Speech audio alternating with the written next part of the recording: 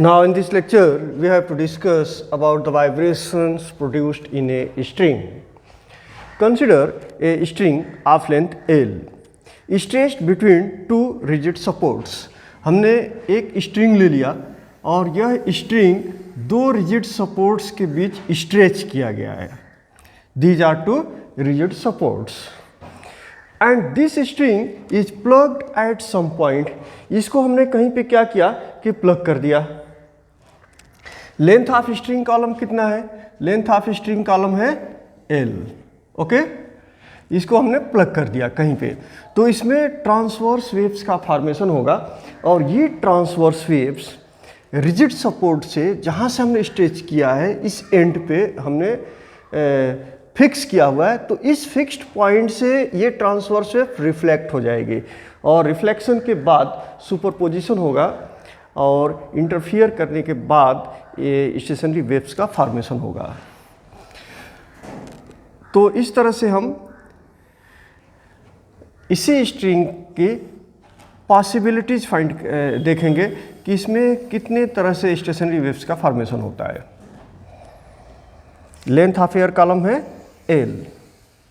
Okay, अब इस string को आपने थोड़ा सा डिस्प्लेस किया, डिस्टर्ब किया, कहीं पे डिस्टर्बेंस प्रोड्यूस किया, तो यहाँ पे ट्रांसवर्स वेव का फॉर्मेशन होगा और ये ट्रांसवर्स वेव रिफ्लेक्ट होगी जिससे स्टेशनरी वेव्स का फॉर्मेशन होगा.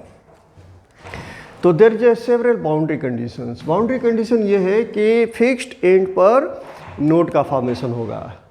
तो यहाँ दो फिक्स्ड एंड्स हैं, तो ये दोनों ही फिक्स्ड एंड्स पे नोड का फॉर्मेशन होगा. तो एक पॉसिबिलिटी तो ये है कि सिंपलेस्ट मोड ऑफ वाइब्रेशन में एक लूप का फॉर्मेशन होगा. इस तरह से सिचुएशन होगी. In next mode of vibration में क्या होगा, ये भी पॉसिबिलिटी है. इसलिए बाउंड्री कंडीशन ये है कि यहाँ पे नोड का फॉर्मेशन होगा, यहाँ पे भी नोड का फॉर्मेशन होगा और यहाँ एंटी नोड बन गया. सिंपलेस्ट मोड में इस तरह से होगा और ये भी पॉसिबल है कि इसके अंदर दो लूप्स के फॉर्मेशन होंगे. This is called in the next higher mode of vibration. There may be also like this. In next mode of vibration it will be like this. So there is a formation of three loops. Length of string is L, that is the same. Okay, so let us here we find the frequency of vibrations in different modes of vibration. Length of air column, length of the string, that is equal to, in first case, length of the loop. Length of the loop. Loop इसको हम बोलेंगे, this is one loop. यहाँ पे दो loops बन रहे हैं, यहाँ पे थ्री लूप्स बन रहे हैं. तो लेंथ ऑफ द लूप कितना होगा? This is a distance between consecutive two nodes, two successive nodes के बीच का distance. You know that distance between two successive nodes is equal to lambda by 2 if the wavelength of vibration is lambda. And length of the loop कितना है? That is L. तो therefore you can write here L is equal to lambda by 2. Therefore lambda is equal to 2L. Okay, अब यहाँ पे जो transverse wave का formation हुआ उस ट्रांसवर्स वेव की वेलोसिटी होगी V is equal to under root T by M, where T is the tension applied in the string. इस स्ट्रिंग को जब स्ट्रेच किया तो कितना टेंशन अप्लाई किया, वह T है. उस टेंशन पे velocity of the transverse wave depend करेगा. और M क्या है? मास पर यूनिट लेंथ, जिसको हम linear density of the string भी बोलते हैं. तो M है mass per unit length of the string. तो इन दो फैक्टर्स के ऊपर velocity of the transverse wave depend करेगा. ओके, तो therefore you know that V is equal to n lambda. Therefore n is equal to v upon lambda. अब lambda की value हम रख देंगे, तो this will be equal to v upon 2l, okay, where l is the length of the string. अब v की value रखेंगे, that is the velocity of the transverse wave. This is equal to 1 upon 2l under root t by m, and this frequency is known as fundamental frequency of vibration, and this is the simplest frequency in the simplest mode of vibration। और यही frequency जो होगी lowest frequency होगी, इससे कम frequency पर string vibrate नहीं करेगी। तो therefore this frequency is called lowest frequency of vibration। This frequency is also called fundamental frequency of vibration, and this is also called first harmonic because there is a 1 n के साथ जो coefficient multiple है, n का जो multiple है, integral multiple है, वो 1 है, इसलिए हम इसको फर्स्ट हार्मोनिक भी बोलेंगे, फंडामेंटल फ्रीक्वेंसी ऑफ वाइब्रेशन भी बोलेंगे और लोएस्ट फ्रीक्वेंसी ऑफ वाइब्रेशन भी बोलेंगे।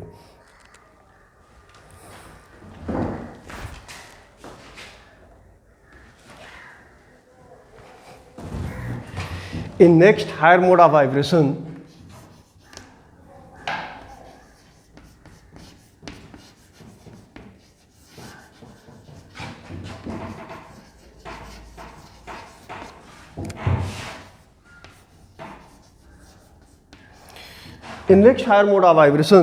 there are two loops in the string. Length of the string is L, but there are two loops. So therefore length of the loop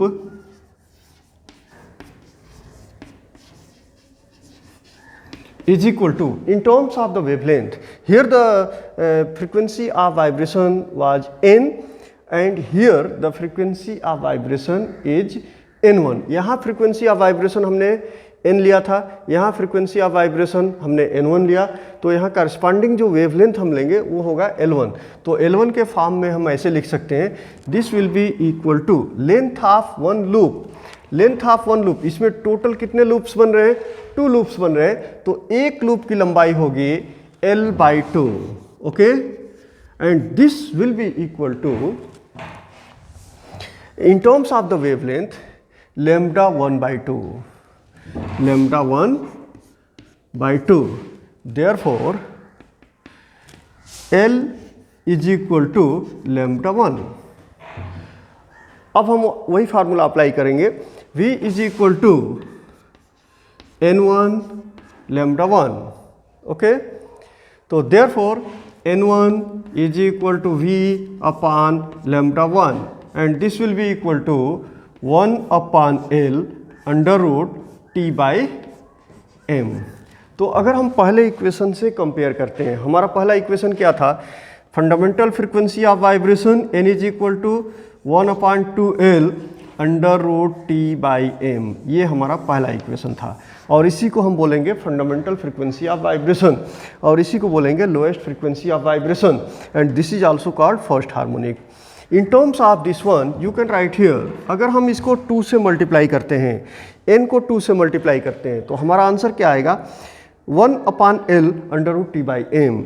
तो therefore you, in terms of n, you can write this is equal to 2n. This is equation number 2. So in this way you can say, in this mode of vibration, n1 is equal to 2n. This is called second harmonic and also called first overtone. Now let us talk about another mode of vibration. In another mode of vibration, that is the next higher mode of vibration. In next higher mode of vibration, यहाँ पे कुल कितने loops बन रहे हैं? 3 loops बन रहे हैं, okay? There are 3 loops. तो what is the length of one loop? Length of one loop will be L/3. एक लूप की लंबाई कितनी हो गई? L/3. And the frequency of vibration here will be N2. And the corresponding wavelength will be λ2. So therefore in terms of the wavelength you can write this is equal to λ2/2, because this is one loop and length one loop is equal to the distance between two consecutive nodes, and distance between any two consecutive nodes is equal to lambda by 2. लेकिन यहाँ पे wavelength of vibration lambda 2 है, इसलिए इस length को हम बोलेंगे lambda 2 by 2, और इस लेंथ को स्ट्रिंग के फॉर्म में क्या बोलेंगे, this length is equal to L by 3. Okay, therefore lambda 2 is equal to, cross multiplication कर देंगे तो ये हो जाएगा 2L by 3. Okay, then you can write here V is equal to N2 lambda 2. Therefore N2 is equal to V upon lambda 2. Therefore N2 is equal to, V की value हमने पहले से निकाल रखा है, that is under root T by M, वो value रख देंगे, और लैम्डा 2 की वैल्यू हमने यहाँ से फाइंड किया, तो therefore substitute the value of lambda 2, that is 2L upon 3 into under root T by M. Therefore this will be equal to 3 by 2L under root T by M. Okay, and this will be equal to 3n. This is equation number how much? 3.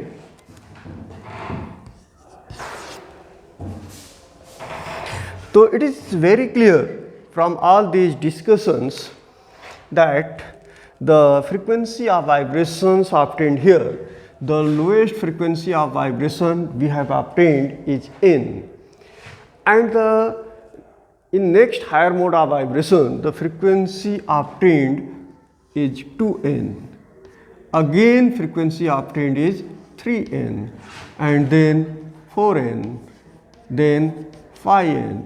Means here you can observe all the harmonics are present here. So this frequency is called lowest frequency, that is called lowest frequency of vibration, that is also called fundamental frequency of vibration. This is also called first harmonic, and the frequency higher to the fundamental frequency of vibration which is actually existing, that frequency is called overtone. So this is first overtone, this is second overtone, this is third overtone, this is fourth overtone. This is first harmonic, this is second harmonic, this is a third harmonic, this is a fourth harmonic, this is a fifth harmonic. Means all the harmonics are present here in this case. So therefore the harmonics are present in the case stage string and the frequency are given. तो harmonics को हम ऐसे बोल सकते हैं कि NP is equal to PN. मतलब आप फर्स्ट हार्मोनिक फाइंड करना चाहते हैं तो P की जगह पे 1 रखेंगे तो 1n मिल जाएगा. आप सेकेंड हार्मोनिक फाइंड करना चाहते हैं तो P की जगह पे 2 रखेंगे तो 2n. थर्ड हार्मोनिक फाइंड करना चाहते हैं तो P की जगह पे 3 रखेंगे. सपोज दैट आप 100 हार्मोनिक फाइंड करना चाहते हैं, 100th हार्मोनिक फाइंड करना चाहते हैं तो P की जगह पे क्या रखेंगे 100, तो 100n. Okay, in this way you can say all the harmonics are present here in this case.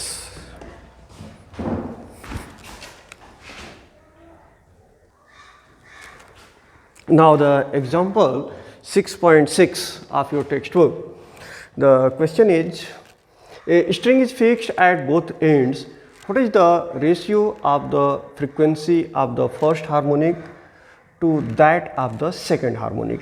एक string है जिसको 2 एंड्स के ऊपर फिक्स कर दिया गया है. तो यहाँ पे हमें फाइंड क्या करना है, find the ratio of frequency of the first harmonic to that of the second harmonic.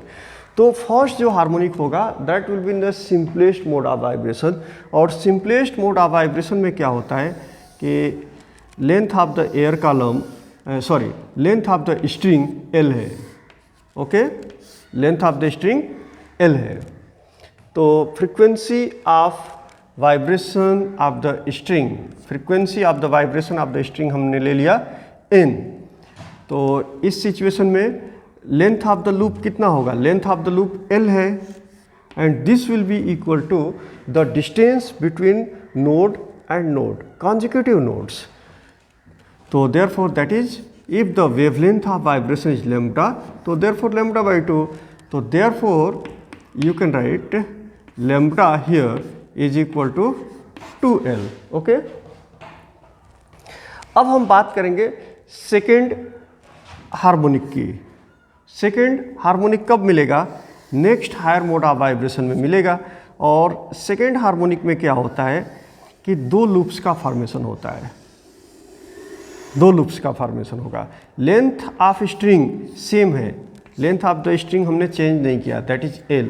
अब यहाँ पे फ्रीक्वेंसी ऑफ वाइब्रेशन पहले यहाँ n था, वह फ्रीक्वेंसी ऑफ वाइब्रेशन यहाँ पे n1 हो गया, और यहाँ पे वेवलेंथ कितना हो जाएगा, λ1। तो लेंथ ऑफ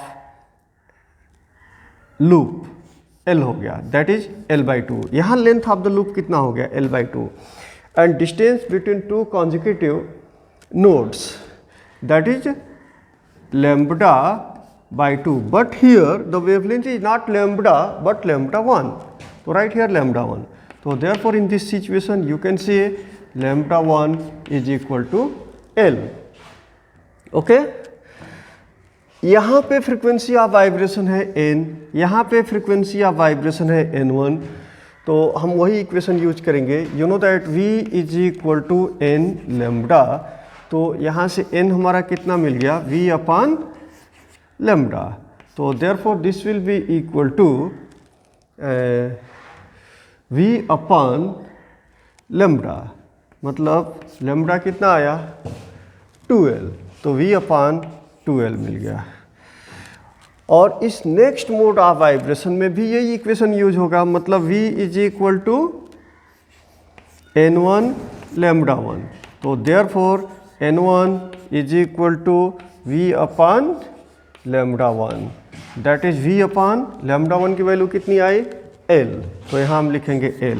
तो हमारे पास ये दो इक्वेशंस आ गए, एक इक्वेशन ये है और दूसरा इक्वेशन ये है, दूसरा इक्वेशन ये है। तो यहाँ पे हम फाइंड क्या करना चाहते हैं, क्वेश्चन में ये है कि you have to find the ratio of frequency of first harmonic to that of the second harmonic. First harmonic की फ्रीक्वेंसी कितनी है, n, और सेकेंड हार्मोनिक की फ्रीक्वेंसी है कितना, n1। तो n/n1 हमको कैलकुलेट करना है। n की वैल्यू है v/2L, तो राइट हियर v/2L, और n1 कितना है, v/L है, तो राइट हियर v/L।